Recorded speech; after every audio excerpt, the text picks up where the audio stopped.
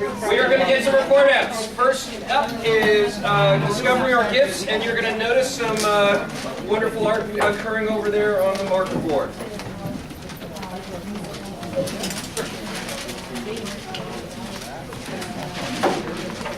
I want to say thank you for everybody that participated. That's a great idea. Yes, thank you everybody. My name is Sergio. This is Susan. We were with discovering our gifts. So mainly what we focused on were 3 categories. We talked about the gifts of the head, so things that information or knowledge that you know, for example, about solar energy, movies, history, things that you love that you know that you can share with residents in your neighborhood. So we had people share that. We also had gifts of the hand, so that was practical skills you had, if that was maybe knowing how to barbecue, carpentry, sports, things like that that you know that you could share with residents as well. And the last one was gifts of the heart, so things that you really care about, what you're passionate about, be that your family, the environment, this neighborhood itself. So we had people put sticky notes right there. And then after taking a look at that, we asked the culminating question that goes, looking at all the information from previous groups, what would be different if all these gifts were activated in our neighborhood?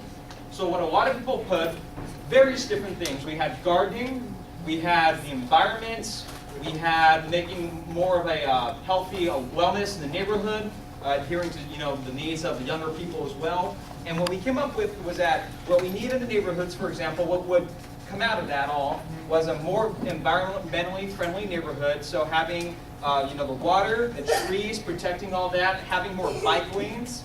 We also threw out, for example, using golf carts so we can get around not using gasoline. We can help the environment that way as well. We talked about agrihood. So I learned actually today that this area was really famous for walnuts, dairy, citrus, a lot of different things. So what a lot of us are envisioning is making an agrihood where we have small farms, we have that rural atmosphere, we have horse trails, people can get around in golf carts. It's very environmentally friendly.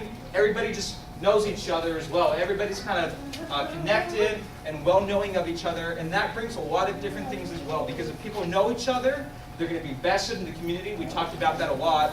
And if they're vested, we all know each other, we're able to make more influence in the neighborhood as well. So we talked about, for example, there's access to the Santa Ana River Trail, but there's no easement, for example, to get up there because it is kind of elevated to get to the actual trail. So we talked about if we have that influence as a community, we can champion that code enforcement so they make the change into the code so that they can help with the easement, so we can get the city to help us that way as well.